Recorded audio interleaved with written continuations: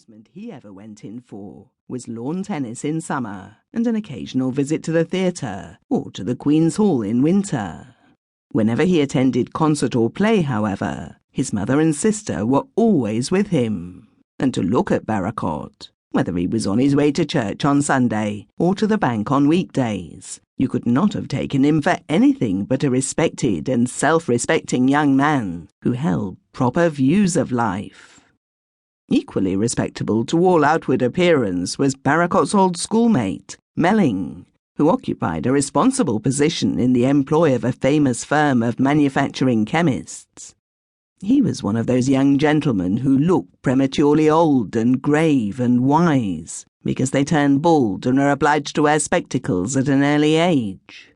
Melling had taken some considerable degrees in science, and those who knew him were aware that he had ambitions in the way of doing something great in experimental chemistry. He had rooms near Barracott's house, and if Barracott ever spent an evening away from home, it was understood that he was at Melling's. In a less marked degree, Melling was just as circumspect in his behaviour as Barracott. He had no opportunity of parading his mother and sister to church, for his people lived away in the country, and he did not go to business in a top hat and gloves as his friend did. But he was quiet and unassuming, was never seen in bars or billiard saloons, and was known to be devoted to his profession. He had a small laboratory in the garden of the house in which he lodged, and on Sunday afternoons Barracott and Proby used to visit him there. The landlady served them with tea in the laboratory, and from what she saw and heard, she believed them all three to be very serious-minded and remarkably clever young gentlemen, who were always talking about ologies, of which she knew nothing. Proby was another schoolmate. He was somewhat younger than either Barracott or Melling, and not quite so clever as they, but in the matter of high respectability he was fully their equal.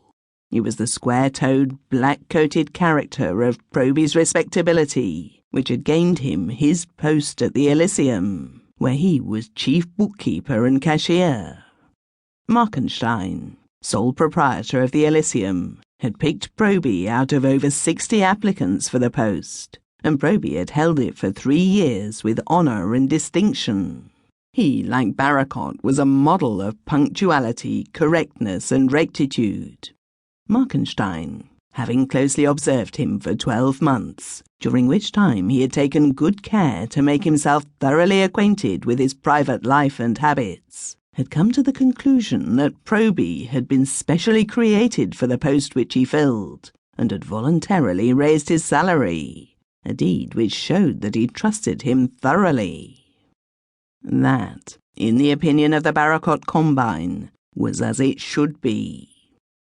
The final and most important article of its creed was that if you intend to operate successfully in robbing your fellow men, you must first build up a character which places you high above all suspicion. When you are known as a model of integrity and respectability, then you may begin to cheat and to rob, taking care that you are not found out. The first gem of the idea of appropriating the contents of the Illysium strongroom originated in the scheming and fertile brain of Barracott. Barracott always kept eyes and ears open to what went on at the London and Universal, being firmly of the opinion that a man should acquire as much knowledge as he can get hold of. When Markenstein, who had made money in vast amounts out of a bunch of provincial music halls, built and started the Illysium Arena, he began to bank at the London and Universal, and Barracott was quick to notice a certain fact. That fact was that the money from the Illysium was only paid into the bank twice a week, every Thursday morning just before noon, every Monday morning at the same time.